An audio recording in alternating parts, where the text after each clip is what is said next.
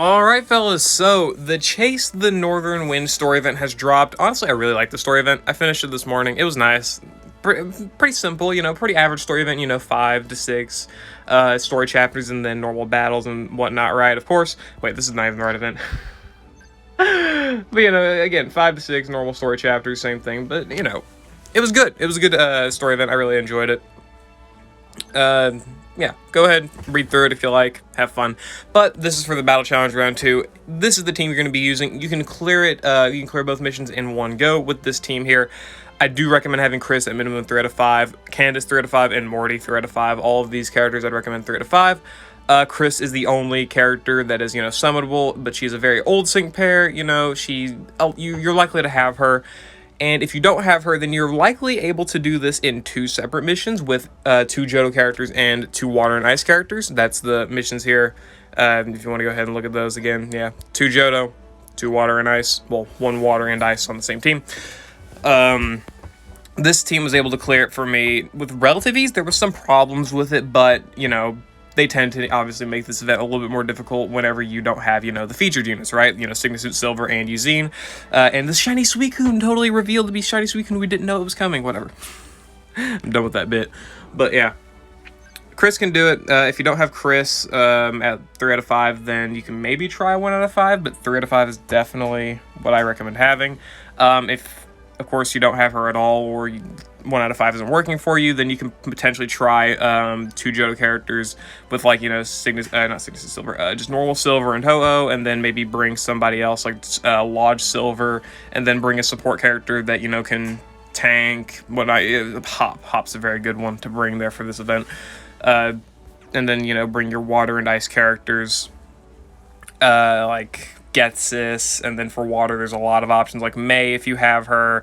Again, Lodge Silver is available. You've got Rosa and Duwat. You can clear it like that. I'm going to try and clear it like this. Took me a couple attempts. I didn't lose, but I have a little bit bad of RNG. So I'll showcase the grids after this if I remember. If I don't, if I end up losing too many times, I'll showcase the grids here anyway and just get that through with. But I'll try and showcase them as much as possible. Morty here is able to buff defenses, which is very, very nice. The fire spin there, very annoying. I actually have my KRIS lucky skill as Escape Artist because the enemies can actually use Bulldoze right there, and it will trap you. It will trap all of the pairs that are hit by a trap or hit by it, meaning both Morty and Candace here are going to be trapped, though Morty already was, so it didn't change much. Which can definitely be a problem, right? Trap can, whittle you down really quickly, but I gave my KRIS Escape Artist. If you want to give your Candace Escape Artist as well, go for it. Definitely not a bad idea, because obviously getting rid of that trap damage is definitely very, very good. I don't think I even have a lucky skill on my Candace, but hell, doesn't matter much, right? There we go, we got the quad Q. I do recommend getting that, or getting that flinch there with the Astonish, just kind of whatever you decide to try and do. I'm going to go ahead and go for this move here. I'm going to go ahead and go for anything that doesn't use, Morty's Miss Magius doesn't, attack with, like Astonish or Confuse Ray, because I would like to mitigate as much damage I take from a trap as possible, right? Again, you can grid him for Escape Artist if you like, but I've just opted not to. Okay, we miss. That's awesome.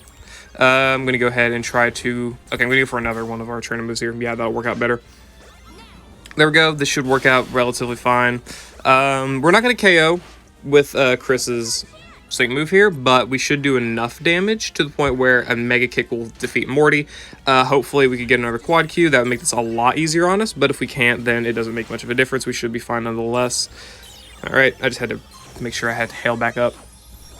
You're also going to be taking chip damage from Hail from Morty and KRIS here, so keep that in mind. Okay, I didn't even do as much damage as I did last time, but that's fine. It's fine. This sync move shouldn't do all too much damage. Maybe a little bit problematic, but... Oh, never mind. We took him out. Okay, we took him out. If you take him out, that's really, really good, obviously. Gonna go ahead and... Gonna go ahead and keep attacking the side there. And... Yeah, we'll just keep doing this. Okay, they got froze, which is good, of course. Gonna go ahead and go for a potion up on Morty here because I want to keep Morty as healthy as I possibly can. There we go, and take out the side there with a waterfall, just as little gauge use as possible. There we go, took them out, and then we'll go for KRIS' sync move. So this is actually one of my better runs. Definitely went a lot better than the other ones that I've had, but that's just due to, you know, getting those quad Qs in. If you get the quad Qs in, this is not very, very difficult. You can definitely KO Morty before he gets a sync move off, assuming you can get 2 quad Qs.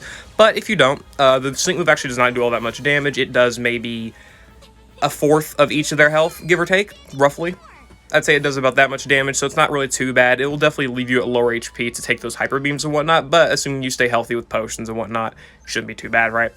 Or, you know, again, grid for unflappable, or not unflappable, escape artist, and you can have that flinch immunity. Well, not grid, but lucky skill.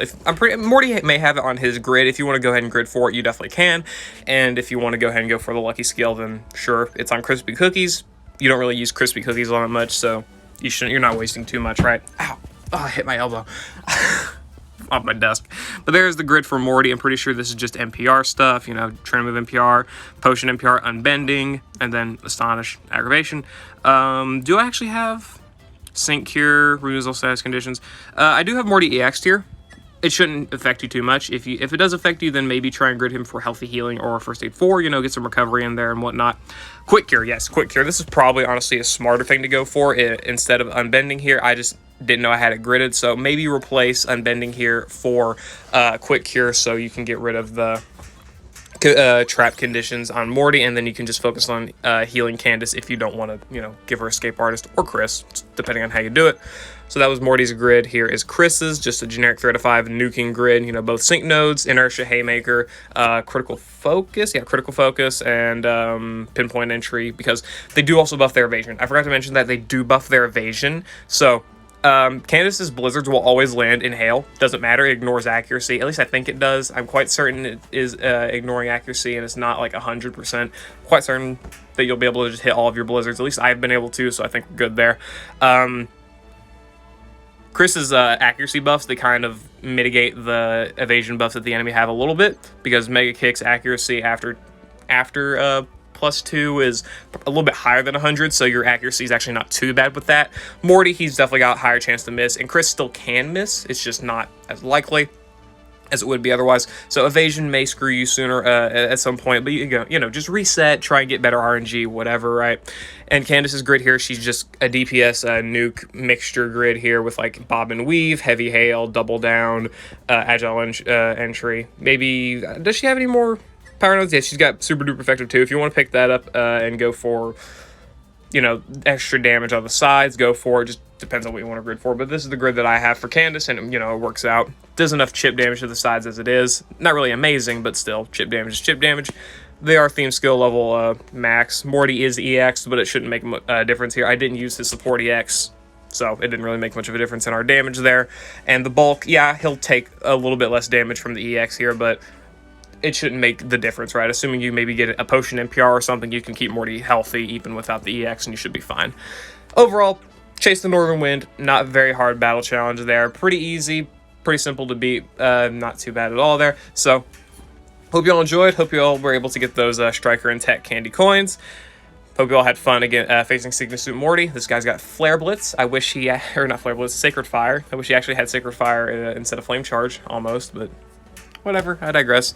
Yeah, I'll see you all later. Hope you all enjoyed. Good luck with your Battle Challenge Round 2. If you used any different strategies, comment them down in the comment below, or comment section, whatever.